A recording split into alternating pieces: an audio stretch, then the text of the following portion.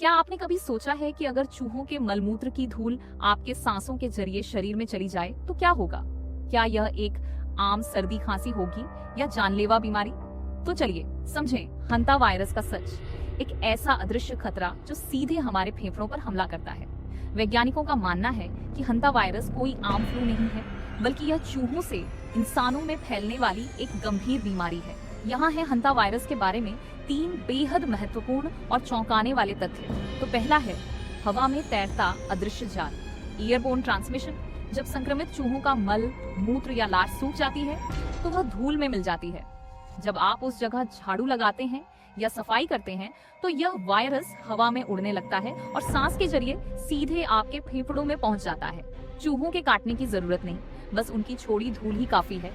अब दूसरा सबसे महत्वपूर्ण तथ्य है फेफड़ों में पानी भर जाना। शुरुआत में यह आम बुखार जैसा लगता है, लेकिन कुछ ही दिनों में यह फेफड़ों को बुरी तरह प्रभावित करता है। वायरस के कारण फेफड़ों की रक्त वाहिकाएं लीक होने लगती हैं, जिससे फेफड़ों में पानी भर जाता है और इंसान को सांस लेने में भारी तकलीफ होने लगती है। और साथ ही तीसरा तथ्य भी कुछ इस प्रकार है, इंसान से इंसान में न फैलना, no human to human spread.